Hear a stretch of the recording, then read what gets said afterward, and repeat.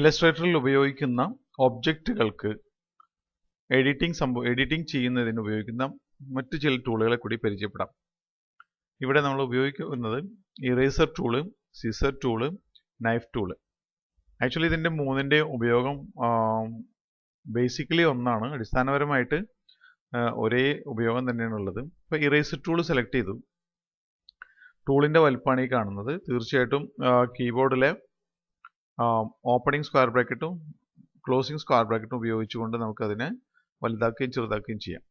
ഇതിനുശേഷം ഇവിടെ ഈ കാണുന്ന ഒബ്ജക്റ്റിനെ നമ്മൾ ഇവിടെ പകുതിയാക്കാനാണ് ഉദ്ദേശിക്കുന്നതെങ്കിൽ അങ്ങനെ ക്രോസ് ആയിട്ട് വരയ്ക്കുക. കണ്ടോ? ഇപ്പോൾ 2 ഒബ്ജക്റ്റായി, 4 ഒബ്ജക്റ്റായി. ഇതുപോലെ തന്നെ ആവശ്യമായ രീതിയിൽ ഇതിനെ ഷേപ്പ് ചെയ്തെടുക്കാനായിട്ട് സാധിക്കും. കണ്ടോ? ആവശ്യമായ രീതിയിൽ ഇങ്ങനെ കട്ട് ചെയ്ത് ഇറേസ് ചെയ്ത് കൊണ്ടുവരാനായിട്ട് സാധിക്കും. ഇനി ഇറേസിംഗ് എന്നാണ് പറയുന്നത്.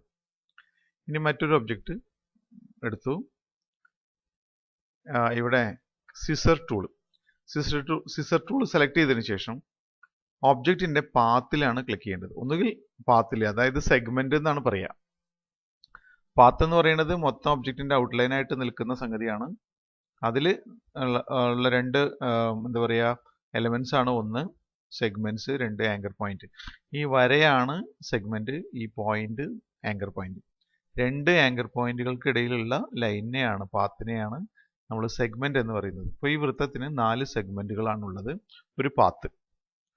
അപ്പോൾ സിസർ ടൂൾ സെലക്ട് ചെയ്തതിന് ശേഷം നമ്മൾ പാത്തിൽ ക്ലിക്ക് ചെയ്യുക. സിസേഴ്സ് ടൂൾ സെലക്ട് ചെയ്തതിന് ശേഷം പാത്തിൽ ക്ലിക്ക് ചെയ്യുക. ഒരു പാത്തിൽ ഒരു തവണ ക്ലിക്ക് ചെയ്ത് കഴിഞ്ഞാൽ അവിടെ പോയിന്റ് വരും. ഇനി നമുക്ക് രണ്ടാമത്തെ ഒരു പോയിന്റ് ക്ലിക്ക് ചെയ്യാം. പിന്നെ മൂന്നാമത്തെ ഒരു പോയിന്റിൽ ഒന്നുകൂടി ക്ലിക്ക് ചെയ്ത് നോക്കാം. അപ്പോൾ ആ ഭാഗം ഇങ്ങോട്ട് കട്ട് ചെയ്തെടുത്ത പോലെ, കഷ്ണിച്ച് കത്രിക കൊണ്ട് കട്ട് ചെയ്തെടുത്ത പോലെ വന്നു. ഇനി പാത്തൊന്നും ഇല്ലാത്തടത്ത് ഒരിടത്ത് ക്ലിക്ക് ചെയ്ത് കഴിഞ്ഞിട്ടുണ്ടെങ്കിൽ ഇതുപോലെ ഒരു മെസ്സേജ് ബോക്സ് വരും. Please use scissors tool on a segment or an anchor point but not an end point of a path. പാത്തിന്റെ എൻഡ് പോയിന്റിൽ ക്ലിക്ക് ചെയ്തുകൊണ്ട് യാതൊരു ബലവും ഇല്ല. എൻഡ് പോയിന്റ് എന്ന് പറഞ്ഞാൽ അവസാനം നിൽക്കുന്ന പോയിന്റിനെയാണ് എൻഡ് പോയിന്റ് എന്ന് പറയുന്നത്. നടുവിലോ അതല്ലെങ്കിൽ ഒരു ആങ്കർ പോയിന്റിലോ ക്ലിക്ക് ചെയ്തുകൊണ്ട് നമുക്ക് ഈ ടൂള് ഉപയോഗപ്പെടുത്താനായിട്ട് സാധിക്കും. ഷേപ്പ് ചെയ്യാനും ഇതുപോലെയുള്ള എന്താ പറയുക കട്ടിങ്ങും മറ്റു കാര്യങ്ങളാണ് നടക്കുന്നത്. ഒരു ക്ലിക്ക് മാത്രമാണ് സാധ്യമാവുള്ളൂ. ക്ലിക്ക് ചെയ്ത് വലിക്കേണ്ട കാര്യം നമുക്ക് കിട്ടുന്നില്ല. ഉണ്ടല്ലോ, ഒരു ക്ലിക്ക് കൊണ്ട് തന്നെ നമുക്ക് കട്ട് ചെയ്തെടുക്കാനായിട്ടുള്ള സംഗതികളാണ്. എന്നാൽ മറ്റൊരു ടൂളും കൂടി ഉണ്ട്. എന്താ പേര്, കത്തി, അല്ലെങ്കിൽ നൈഫ് ടൂളും. ഈ കത്തി ടൂൾ ഉപയോഗിച്ചുകൊണ്ട് ഇത് ഒരു പ്രത്യേക ലൈനിൽ ഒരു കത്തി കൊണ്ട് വരയ്ക്കുന്നത്, ഒരു ലൈൻ മാത്രമായിട്ടാണ് കത്തി കൊണ്ട് വരയ്ക്കാൻ പറ്റുള്ളൂ. അപ്പോൾ നമ്മൾ കത്തി ടൂൾ കൊണ്ട് ഇങ്ങനെ വരയ്ക്കുക. വരച്ച് കഴിഞ്ഞാൽ അത് കട്ടായിട്ടുണ്ടായിരിക്കും. ഉണ്ടോ? നമ്മൾ വരച്ച 2 ലൈനിലൂടെ അത് കട്ടായിട്ടുണ്ടാവും. ഏതെങ്കിലും ടൂൾ ഉപയോഗിച്ചുകൊണ്ട് നമുക്ക് പോയിന്റ് ടൂൾ ഉപയോഗിച്ചുകൊണ്ട് അതിനെ ആവശ്യം പോലെ നീക്കി വയ്ക്കാനും സൈസുകളായിട്ട് ഉപയോഗപ്പെടുത്താനൊക്കെ സാധിക്കും. ഇറേസർ ടൂളും അതുപോലെ തന്നെ നൈഫ് ടൂളും സിസേഴ്സ് ടൂളും ഒന്നും പിക്ചറുകളിൽ ഉപയോഗിക്കാനായിട്ട് സാധിക്കുന്നതല്ല. അപ്പോൾ ഇറേസർ ടൂൾ ഉപയോഗിച്ചുകൊണ്ട് നമുക്ക് ഇത് ഇറേസ് ചെയ്യാനായിട്ട് സാധിക്കില്ല. അതുപോലെ തന്നെ സിസർ ടൂൾ ഉപയോഗിച്ചുകൊണ്ട് ഇതിലൊന്നും സാധിക്കില്ല. അതുപോലെ മെസ്സേജ് വന്നുകൊണ്ടേയിരിക്കും. നൈഫ് ടൂൾ കൊണ്ടും പിക്ചറിൽ കട്ട് ചെയ്യാനോ ഇതാക്കാനോ പറ്റില്ല. ഒബ്ജക്റ്റുകളെ മാത്രമാണ് ഇതുകൊണ്ട് മാനിപ്പുലേറ്റ് ചെയ്യാനായിട്ട് സാധിക്കുക.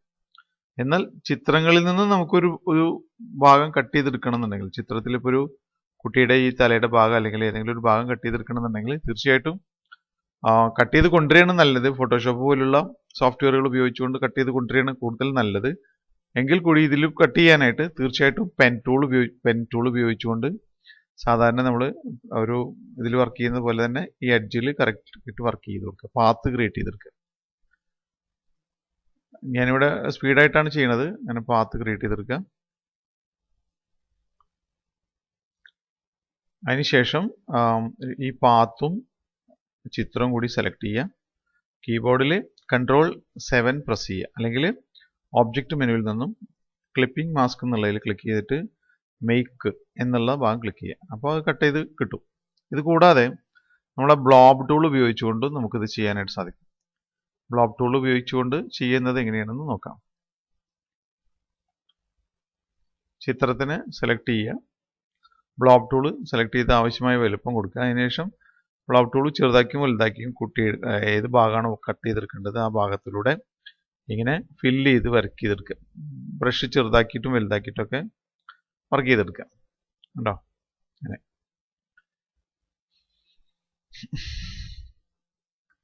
അതിനുശേഷം തീർച്ചയായിട്ടും ഈ ചിത്രവും ഇതും രണ്ടും സെലക്ട് ചെയ്തതിനു ശേഷം കീബോർഡിൽ Ctrl+7 ക്ലിക്ക് ചെയ്ത് കഴിഞ്ഞാൽ നമുക്ക് കട്ട് ചെയ്തെടുക്കാനായിട്ട് സാധിക്കും.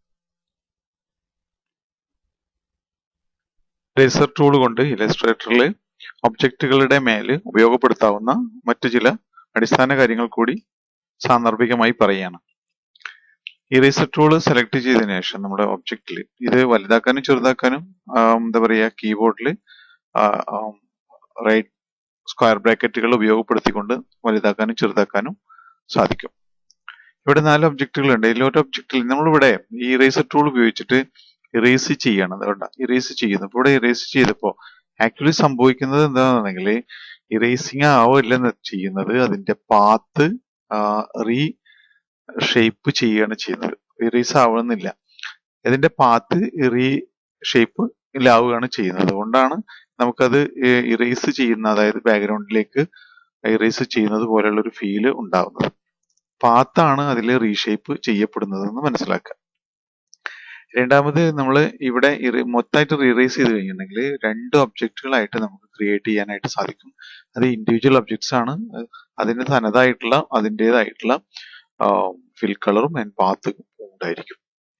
മറ്റൊരു സംഗതി ഷിഫ്റ്റ് പിടിച്ചുകൊണ്ട് നമുക്ക് സ്ട്രെയിറ്റ് ആയിട്ട് വരയ്ക്കാനായിട്ട് സാധിക്കും. ക്ലിക്ക് ചെയ്തിട്ട് ഷിഫ്റ്റ് പിടിച്ച് വരച്ചു കഴിഞ്ഞാൽ കറക്റ്റ് ആയിട്ട് ഷിഫ്റ്റ് പിടിച്ച് വരയ്ക്കുക. അപ്പോൾ സ്ട്രെയിറ്റ് ആയിട്ട് നമുക്ക് കട്ട് ചെയ്തെടുക്കാനായിട്ട് സാധിക്കും. ഇനി മറ്റൊരു സംഗതി എന്താണെന്നുണ്ടെങ്കിൽ എന്താ പറയുക, ഇപ്പോൾ ഒരു മാർക്കി ടൂൾ ഉപയോഗിക്കുന്ന പോലെ, അതായത് ഇതിന്റെ വലിപ്പം കുറയ്ക്കാൻ ഉപയോഗിക്കുന്നത് പോലെ തന്നെ നമുക്ക് ഉപയോഗിക്കാൻ പറ്റും. ഇതിനായിട്ട് ഇതിന്റെ വലിപ്പം കൂട്ടുക. ഈ ബ്രഷിന്റെ വലിപ്പം കൂട്ടിയതിനു ശേഷം ആവശ്യം പോലെ നമുക്കിങ്ങനെ ഷിഫ്റ്റ് കീ ഉപയോഗിച്ചിട്ട് വർക്ക് ചെയ്ത് കഴിഞ്ഞാൽ ഒരു മാർക്കി ടൂൾ ഉപയോഗിക്കുന്ന പോലെ നമുക്ക് വർക്ക് ചെയ്യാൻ പറ്റും കേട്ടോ. അപ്പോൾ അതിന്റെ വലിപ്പം കുറയ്ക്കാനായിട്ട് ഉപയോഗിക്കാൻ പറ്റുന്ന മാത്രം ഒരു സാധ്യത മാത്രം. ഇതുപോലെ തന്നെ ഈ ബ്രഷിന്റെ സ്ട്രോക്ക് ഉപയോഗിച്ചുകൊണ്ട് ഇങ്ങനെ ക്ലിക്ക് ചെയ്ത് കഴിഞ്ഞാൽ റൗണ്ട് ഷേപ്പുകളും മറ്റും ഈ ഒബ്ജക്റ്റുകളിൽ ഇൻസെർട്ട് ചെയ്തിടാനായിട്ട് സാധിക്കും. ഇതുപോലെ ഇൻസെർട്ട് ചെയ്യാനായിട്ട്. അതുപോലെ തന്നെ ആൾട്ട് കീ ഉപയോഗിച്ചിട്ട് ക്ലിക്ക് ചെയ്ത് കഴിഞ്ഞിട്ടുണ്ടെങ്കിൽ റെക്ടാങ്കിൾ ഷേപ്പിൽ നമുക്ക് കട്ട് ചെയ്തെടുക്കാനായിട്ട് സാധിക്കും.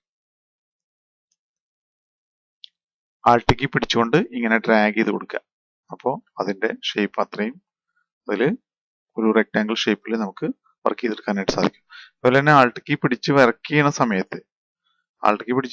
സമയത്ത് ഷിഫ്റ്റ് കൂടി പിടിച്ചു കഴിഞ്ഞാൽ ഒരു സ്ക്വയറിൽ നമുക്ക് വർക്ക് ചെയ്യാനായിട്ട് പറ്റും കേട്ടോ. ഒരു സ്ക്വയർ കട്ട് ചെയ്തെടുക്കാനായിട്ട് സാധിക്കും. ഇത്രയാണ് ഇറേസർ ടൂളിന്റെ മറ്റ് ഉപയോഗങ്ങൾ. എന്നാൽ നൈഫ് ടൂൾ സിസേഴ്സ് ടൂൾ ഉപയോഗപ്പെടുത്തുമ്പോൾ നമുക്ക് പാത്താണ് മുറിഞ്ഞു പോരുന്നത്. ഇവിടെ നമ്മൾ ഇതിൽ ക്ലിക്ക് ചെയ്തിട്ട് ഒരു പാത്തിന്റെ ഒരു ഭാഗത്ത് ക്ലിക്ക് ചെയ്തു അടുത്ത പാത്തിൽ ക്ലിക്ക് ചെയ്ത് കഴിഞ്ഞാൽ നമുക്കതൊരു കട്ട് ചെയ്തിട്ടുള്ള ഒബ്ജക്റ്റ് ആയിട്ട് ഇങ്ങോട്ട് കിട്ടും കേട്ടോ. ഇപ്പൊ ഇവിടെ പാത്താണ് മുറിഞ്ഞു പോകുന്നത്.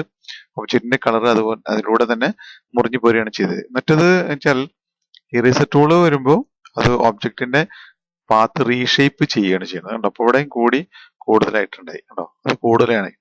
ഇങ്ങനെയാണ് റീഷേപ്പ് ചെയ്യുകയാണ് ചെയ്യുന്നത്. ഇനി നൈഫ് ടൂള് ഉപയോഗിക്കുന്ന സമയത്ത് നൈഫ് ടൂള് നമുക്ക് ഒരു ക്ലോസ്ഡ് ഒബ്ജക്ട്സിലാണ് ഉപയോഗിക്കാനായിട്ട് സാധിക്കുന്നത്. ഇങ്ങനെ വർക്ക് ചെയ്ത് കഴിഞ്ഞാൽ അത് നമുക്ക് കട്ട് ചെയ്തെടുക്കാനായിട്ട് സാധിക്കും. ഇതും സെപ്പറേറ്റ് ആയിട്ട് ഓരോ ഒബ്ജക്റ്റിനെ സെപ്പറേറ്റ് ആയിട്ട് കട്ട് ചെയ്തെടുക്കാനായിട്ട് റീഷേപ്പ് ചെയ്യുന്ന പോലെയുള്ള ഒരു സംവിധാനമായിട്ട് തന്നെയാണ് ഇതും വർക്ക് ചെയ്യുന്നത്.